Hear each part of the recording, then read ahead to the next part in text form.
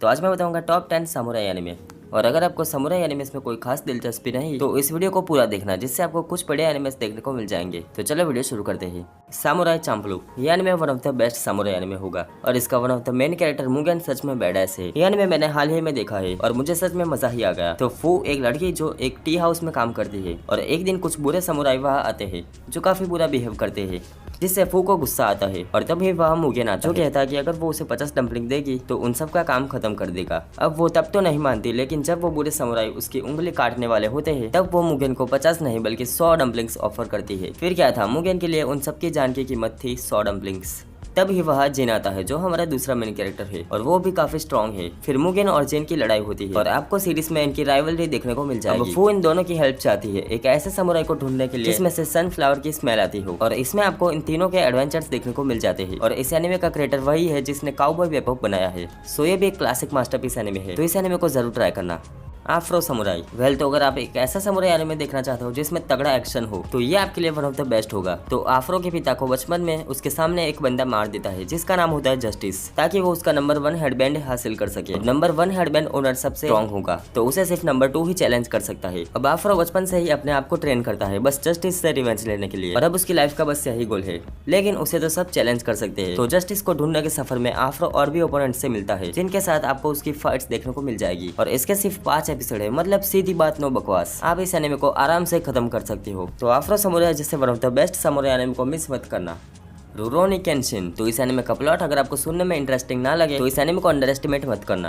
ये एक true romance action shonen anime है और एक मास्टरपीस भी। तो काओरू काम्या एक लड़की जिसके पिता वसीयत में उसके ऊपर एक डोजो छोड़ गए हैं जिसका नाम कोई मर्डर्स करके बदनाम कर देता है। अब वैसे ही वो मिलते हैं हमारे मेन कैरेक्टर से जो अपने आप को एक नॉर्मल रुरोनी कहता है। रुरोनी यानी एक समुराई बिना मास्टर का। उसका असली नाम होता है हिमुरा केंशिन। वो गवर्नमेंट का एक महान वॉरियर था, लेकिन उसे गवर्नमेंट के बंधन में नहीं रहना था और हमेशा आजाद रहकर लोगों की रक्षा करनी थी, इसलिए वो एक रुरोनी बना। और वो सच में काफी ज्यादा ताकतवर है लेकिन अपनी ताकत छुपाता है। और अब वो और काओरू दोनों साथ रहते हैं। सेंस एक रोमांस एक्शन शोनेन है। फिर इसमें और भी लोग आते हैं जो काफी स्ट्रॉन्ग है और ये एनिमे मुझे सच में बहुत अच्छा लगा। और हाँ, ये एनिमे अब ऑफिशियल हिंदी डब में भी अवेलेबल है और शायद इसके ऊपर मैं एक रिव्यू भी बनाऊंगा। तो अगर आपने ये एनिमे नहीं देखा तो इसे एक बार जरूर ट्राई करना।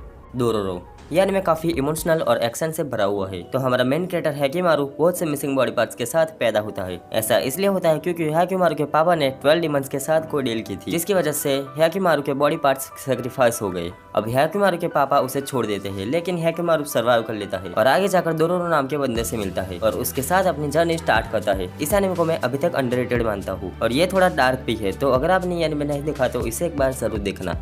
निंजा स्क्रॉल, तो ये एनिमे काफी पुराना है जिसकी वजह से आपको इसमें थोड़ा क्लासिक एनिमेशन देखने को मिल जाएगा। तो हमारा मेन कैरेक्टर जिसका मास्टर मर चुका है और अब वो बिना मास्टर के ही घूम रहा है, और दूसरी एक फीमेल लीड होती है जो एक गांव में रहती है और उस गांव के अलावा उसने दुनिया ही नहीं देखी और वो उस गांव की प्रेस्टीज होती है। लेकिन कुछ डिमंस एक दिन उस गांव को पूरी तरह डिस्ट्रॉय कर देते हैं और अब हमारा मेन कैरेक्टर उस लड़की को प्रोटेक्ट करता है। तो इस एनिमे को जरूर ट्राई करना। ब्लेड ऑफ द इमॉर्टल, तो हमारा मेन कैरेक्टर 100 इनोसेंट लोगों को मार देता है जिसकी वजह से एक विच उसे कर्स देती है जिससे वो इमॉर्टल हो जाता है। अब इस दुनिया में इमॉर्टल होना भी सड़ने जैसा होगा। तो हमारा मेन कैरेक्टर उस विच के पास जाता है और एक डील करता है कि क्या अगर वो 100 बुरे लोगों को मारे तो क्या उसके ऊपर से वो कर्स हट जाएगा, और वो विच मान जाती है। अब हमारा मेन कैरेक्टर निकल पड़ता है बुरे लोगों को ढूंढने ताकि वो उन्हें मार सके। तो इस एनिमे को भी एक बार जरूर ट्राई करना।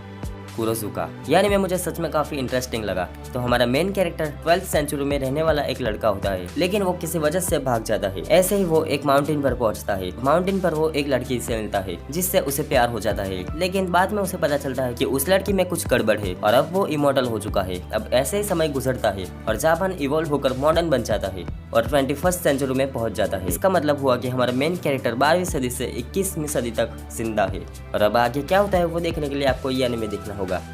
स्वॉर्ड ऑफ द स्ट्रेंजर, सो कोतारो एक बच्चा जिसके पीछे कुछ चाइनीज समुराई पड़े होते हैं। तब वो मिलता है हमारे मेन कैरेक्टर जिसका कोई नाम नहीं बताया गया, लेकिन वो कोतारो को प्रोटेक्ट करता है। और वैसे ही इन दोनों के साथ इन तीनों की आखिर इस वफादार दोस्त को कैसे भूल सकते हैं। तो ये सच में काफी अंडररेटेड है और इसका एक्शन, इसके डेवलपमेंट, इसका म्यूजिक सब कुछ परफेक्ट है। तो अगर आपने ये एनिमे नहीं देखा तो देख लो, आखिर ये बस एक मूवी है।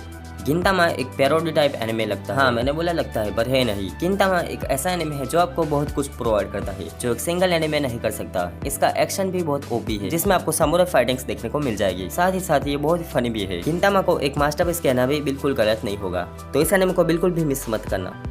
ड्रिफ्टर्स यानी मैं सच में मेरी सोच से ज्यादा अच्छा निकला। तो हमारा मेन कैरेक्टर एक वॉर में छल्ली हो जाता है, लेकिन फिर भी छल्ली हो जाने के बाद भी वो अपने ओपोनेंट को मार देता है, लेकिन खुद भी मरने की कगार पर आ जाता है। वो अचानक एक आदमी के पास जाता है, उसे दूसरे वर्ल्ड में भेज देता है। वहाँ 2 एल्फ आते हैं जो कहते हैं ये क्या चीज है, ये चीज मर रही है, और वो उसे एक ड्रिफ्टर कहते हैं। फिर वो दोनों उसे ट्रिक करने के लिए ले जाते हैं, लेकिन रास्ते में एक लड़की उन्हें रोक लेती है जो कि एक ड्रिफ्टर होती है। वो लड़की होती है क्या?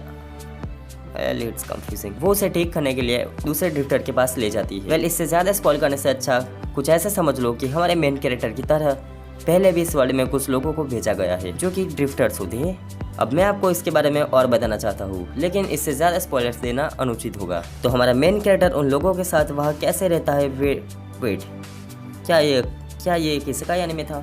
तो ये सब देखना इंटरेस्टिंग होगा। तो ये एक सच में तगड़ा एनीमे है, इसे भी एक बार जरूर ट्राई करना। तो वीडियो अच्छी लगी हो तो वीडियो को एक लाइक, और आपने इनमें से कितने एनीमे देखे वो कमेंट करके जरूर बताना। तो मिलते हैं अगली वीडियो में, तब तक के लिए सायोनारा।